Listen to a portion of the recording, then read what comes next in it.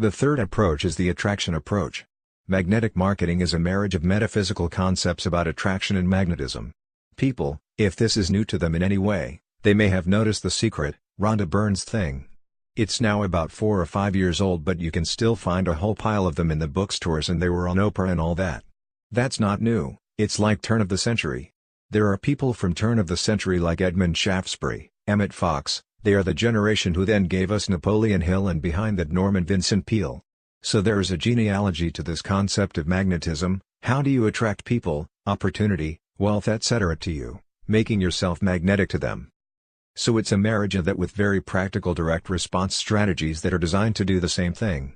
They are designed to create at least the perception, if not the reality, that the prospective customer, client, patient or donor is discovering you and, by their own decision-making and initiative, moving to you, rather than having stuff pushed on them or being pursued and chased and hunted down and dragged back to the cave. It changes the whole positioning not only of your marketing but of you as the business owner too, doesn't it? It does a lot. It changes positioning, it changes the nature of the dynamic of the relationship, it allows for expert positioning while the other tends to denigrate it. We say no heart surgeon makes cold calls. You will never have a cardiac surgeon knocking on your door with a sample case, you probably won't have a demo offer. You'll never have a cardiac surgeon calling you at 5 o'clock at night. So how do you want to be perceived? There is an issue of positioning which then links often to price.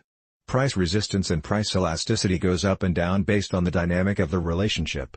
There is acceptance.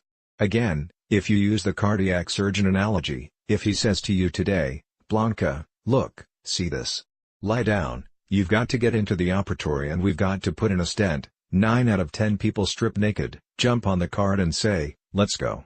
If the pharmacist over at Rite Aid, well, let's go further, let's take somebody who's in pursuit. The pharmacist is in push, so let's take pursuit. If your Herbalife distributor, no disrespect meant to Herbalife, says, Blanca, you need a heart operation, you'll say maybe I'll get a second opinion. It affects acceptance of prescription. It affects price elasticity versus price resistance. It affects referrals after the fact because often people who are pursued or pushed may buy, and may even wind up happy with what they bought, but they are so uncomfortable with the process that got them there that they are reluctant to stick anybody else in it. So it affects all of these things.